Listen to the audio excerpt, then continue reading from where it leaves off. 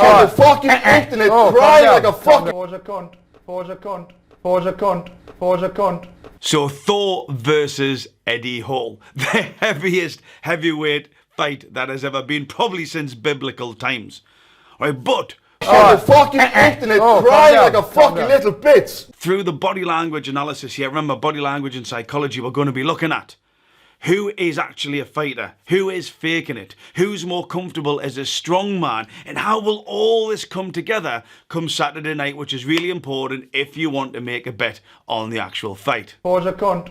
So we're going to be looking at why this, on the fucking internet crying like a fucking little bitch. this, Anorexic dog with AIDS. and how Eddie Hall explains Thor Thor's a cunt. Thor's a cunt. could give you all the information that you need to make a factual, logical bet. Yeah, using the data on predicting the winner come Saturday night here. And remember, body language. People say, oh, body language, I don't really get it, all right?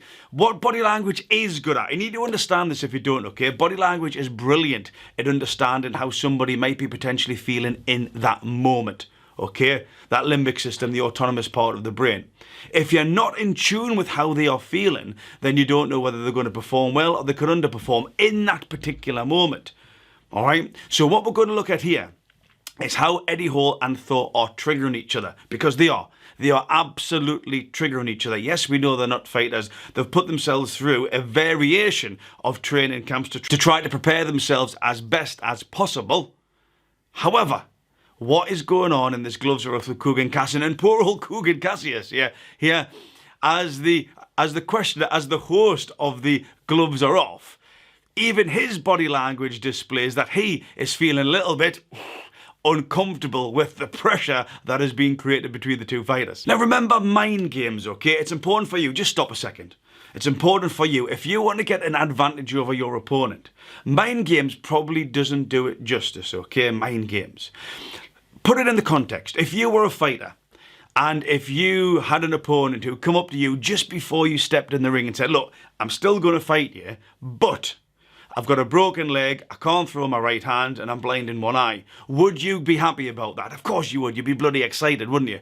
Yeah, I've got an advantage. It's the same thing with the mind. If you could optimize your mind power, as well as using your knowledge to induce chronic stress, which is what we're talking about here, into the mind of your opponent, it's like their mind turns up with an injury, and hopefully, all biological factors considered, that when they have to perform at that critical moment, their performance is degraded, their performance is reduced, yeah, giving you that advantage. So when somebody feels something, that's when the body reacts to it. If you can notice when somebody feels stressed, do more of it. If you can notice when somebody's frustrated, do more of what you're doing, what's frustrating them. If you can see them getting agitated, do more of that, because you are introducing chronic stress. And if that amygdala starts fire, they are less logical. If they are less logical, they can't fight, they can't perform. That is what we're after. That's why learning about your brain, how you move, function, fire, is so important, so that you can perform when it counts. That's what I help people do.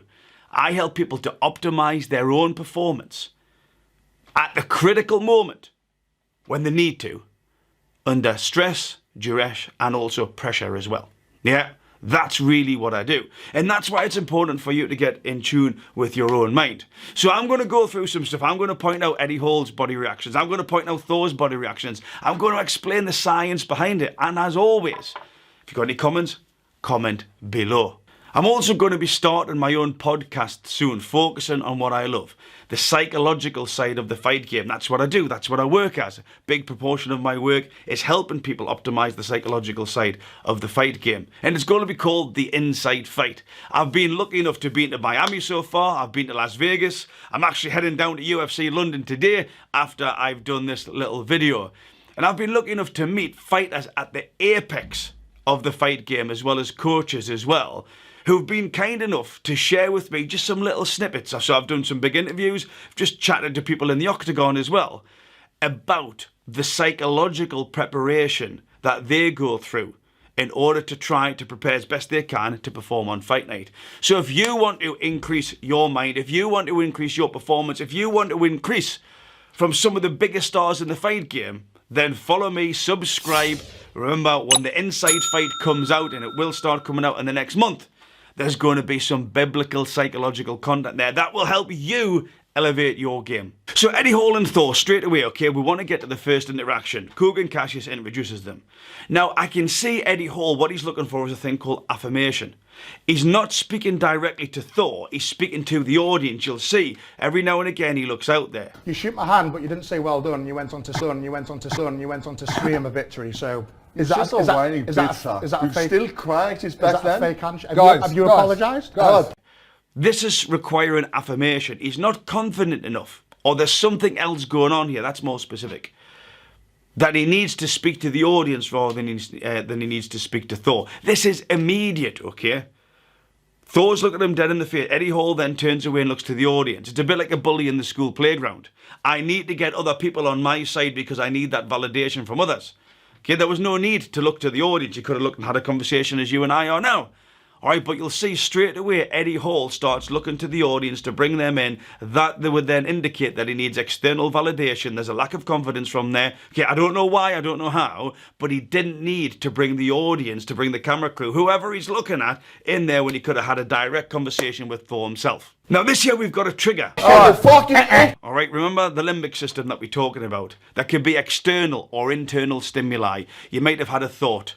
You know, someone who's aggrieved you before, someone who's nicked your girlfriend, someone who's ripped you off, whatever it may be. But this triggers the prefrontal cortex. You have a little think about it, but if it's too powerful, it'll go to the limbic system, the amygdala, the thalamus, the hypothalamus.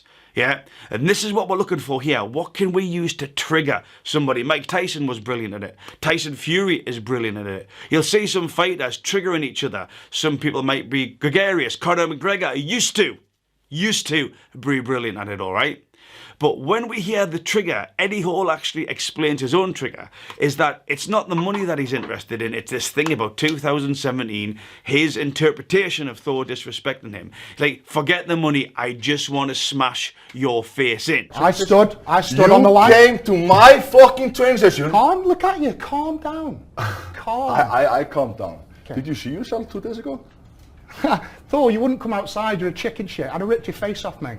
Are we fighting on Saturday or are we fighting now? I'll fight you right here if you want. Yeah, you want to fight me now, huh? Yeah. Well, that's not going to happen. You want to ruin the whole things. What? Guys? I don't give a fuck about the money. Exactly. You don't give a fuck about anything. The money can go in the bin. I want to throw smash your face in. Throw it away. Now this is interesting because when Thor and Eddie Hall, and again it's pantomime, Eddie Hall explains that he's been asked by the promoter to go along there.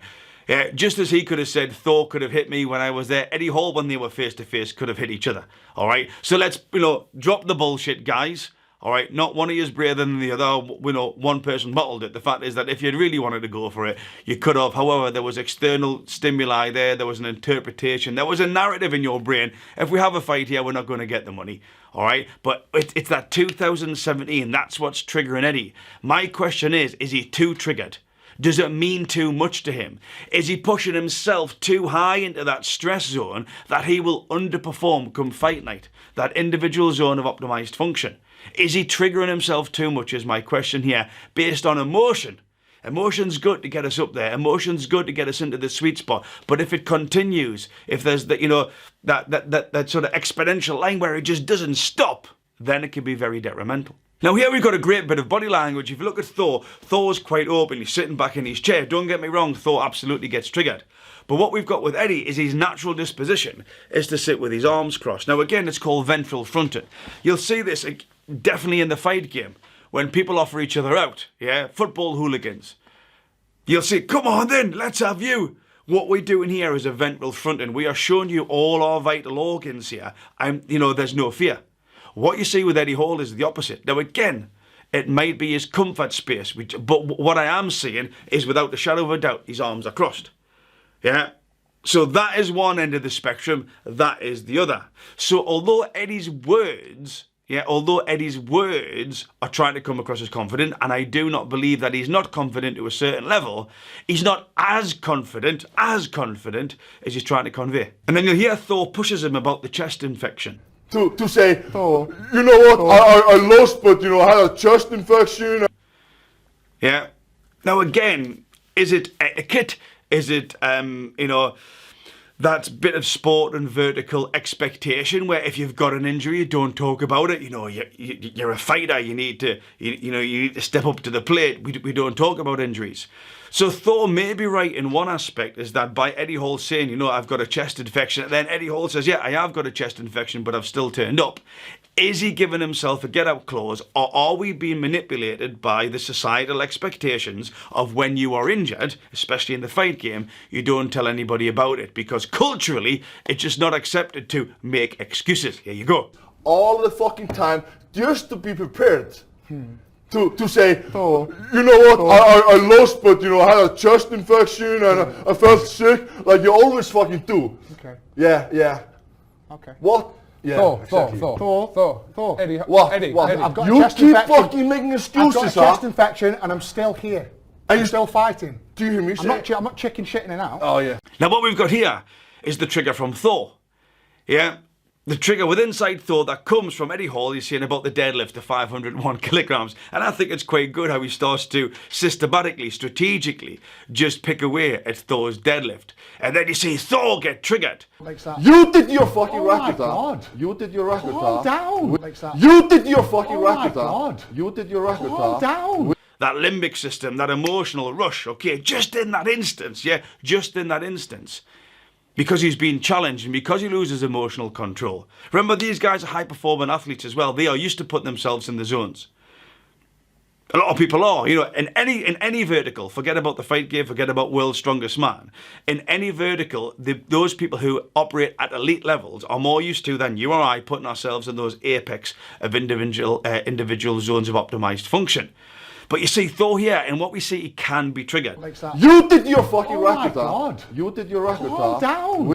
So just like Eddie Hall can be triggered with the arms crossed here, and again later on in the video, what we also see is Thor. Remember, Thor is a human with a head and a heart. If you've got a head and a heart, we can break you. If you've got a head and a heart, I can manipulate you. If you've got a head and a heart, guaranteed believer Bruce could induce chronic stress because everybody has got a trigger.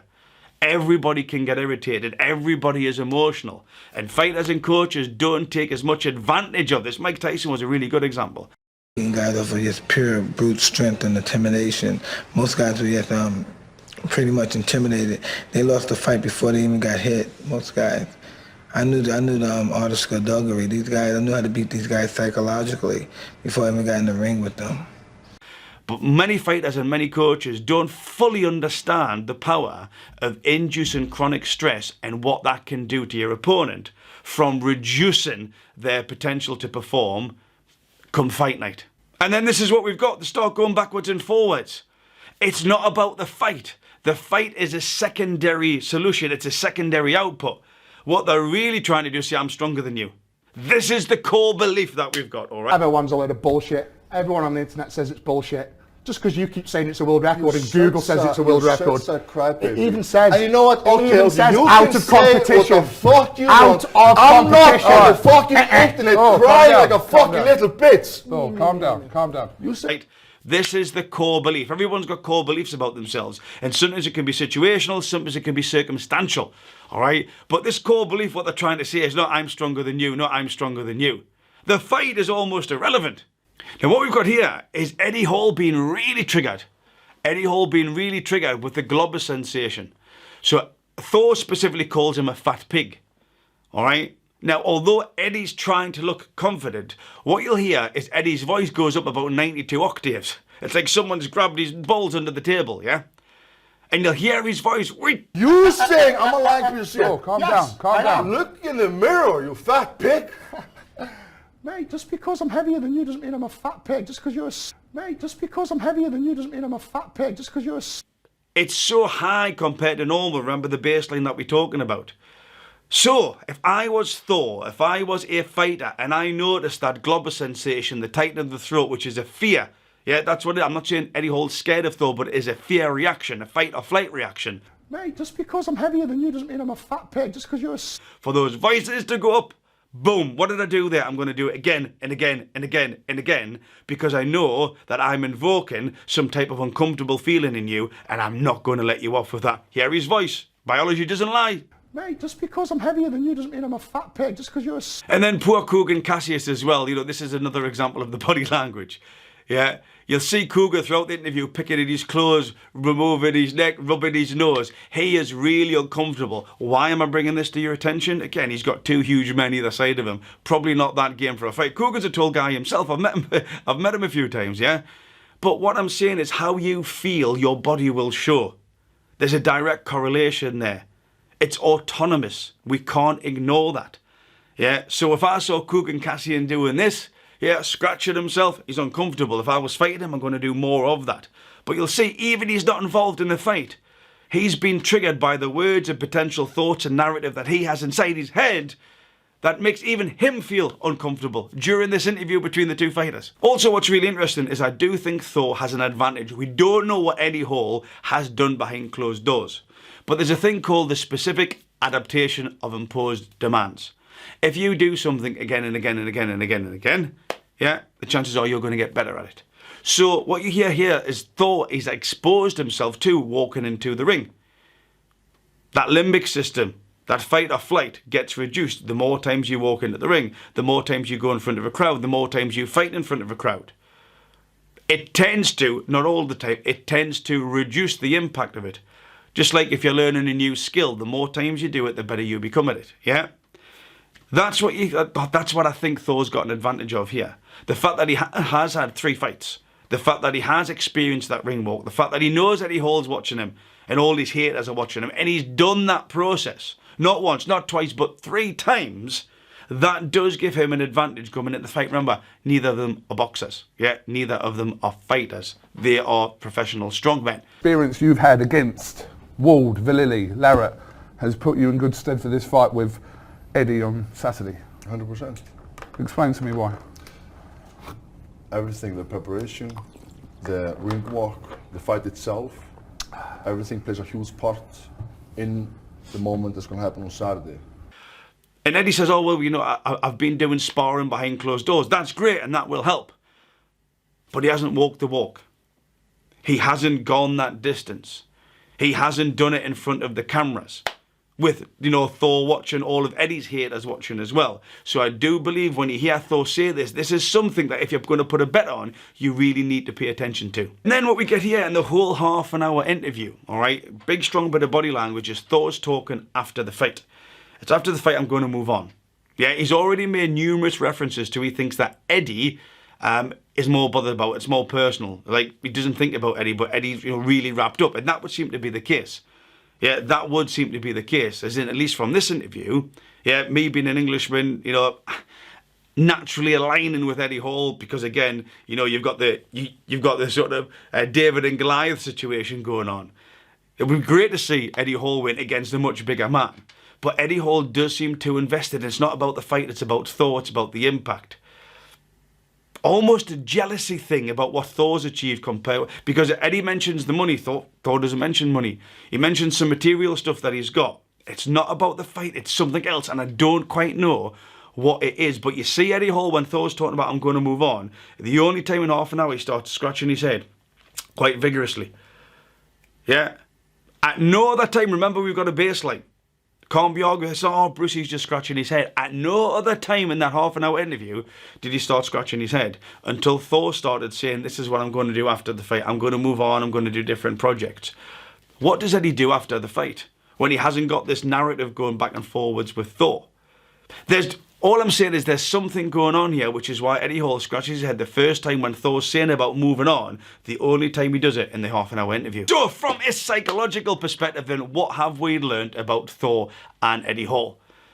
Well, they've both got heads and hearts, all right? So they can both be triggered. You can be triggered, I can be triggered. Doesn't matter what you say, doesn't matter what you do. Oh, Bruce, I can't be triggered. Come and spend half an hour with me. I will find that gap, I will find that crack, and I will prove to you, yeah, I will prove to you that you can be triggered. So both fighters are highly aroused from a physiological state, from a psychological state. Oh, the fucking internet crying like a fucking... This could be really interesting because, again, both guys are big. How does that affect the energy systems within the body? Well, it could be helpful, it could be really detrimental as well. We won't know it until it comes out there. But from that investment, that emotional perspective, it seems that Eddie is almost too up for it. Or at least that's the image, and again, this is where the imposter syndrome comes in. That's the image that he's trying to give over. We know that he got triggered by Thor when Thor called him a fat pig. Mate, just because I'm heavier than you doesn't mean I'm a fat pig. Just because you're a... Yeah, that globber sensation, it doesn't lie. Biology doesn't lie. And then again, you've got the Thor conditioning. Thor, the specific adaptation of imposed demands, his brain has got used to walking into that ring, to going under the lights. All right, yes, he hasn't fought Eddie Hall, but he's been through the process.